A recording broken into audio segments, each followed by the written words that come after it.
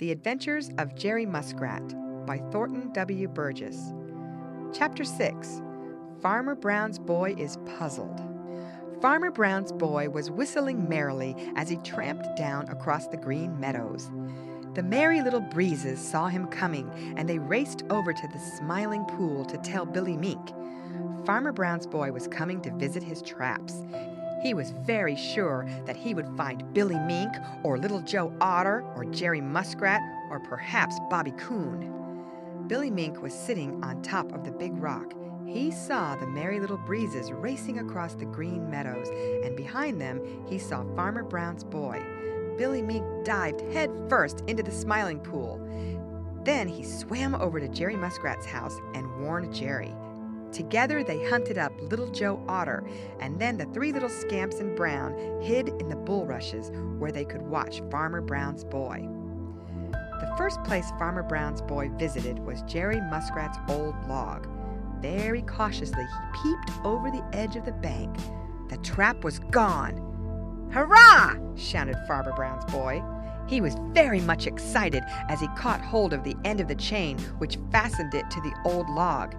He was sure that at last he had caught Jerry Muskrat. When he pulled the trap up, it was empty. Between the jaws were a few hairs and a little bit of skin which Jerry Muskrat had left there when he sprung the trap with his tail. Farmer Brown's boy was disappointed. "Well, I'll get him tomorrow anyway," said he to himself. Then he went on to his next trap. It was nowhere to be seen. When he pulled the chain, he was so excited that he trembled. The trap did not come up at once. He pulled, and then suddenly up it came, all covered with mud.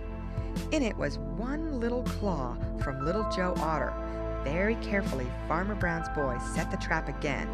If he could have looked over in the bulrushes and have seen Little Joe Otter and Billy Mink and Jerry Muskrat watching him and tickling and laughing, he would not have been so sure that next time he would catch Little Joe Otter. All around the Smiling Pool and then up and down the Laughing Brook, Farmer Brown's boy tramped. And each trap he found sprung and buried in the mud. He had stopped whistling by this time, and there was a puzzled frown on his freckled face. What did it mean? Could some other boy have found all his traps and played a trick by springing all of them? The more he thought about it, the more puzzled he became. You see, he did not know anything about the busy day the Minks and the Otters and the Muskrats and the Coons had spent the day before. Old Grandfather Frog, sitting on his big green lily pad, smoothed down his white and yellow waistcoat and winked up at jolly round red Mr. Sun as Farmer Brown's boy tramped off across the Green Meadows. "Sugar-'em," said Grandfather Frog as he snapped up a foolish green fly. "Much good it will do you to set those traps again." Then Grandfather Frog called to Billy Mink and sent him to tell all the little people of the Smiling Pool and the Laughing Brook that they must hurry and spring all the traps again, as they had before. This time it was easy, because they knew just where the traps were, so all day long they dropped sticks and stones into the traps and once more sprung them. Then they prepared for a grand feast of the good things to eat which Farmer Brown's boy had left, scattered around the traps. End of chapter.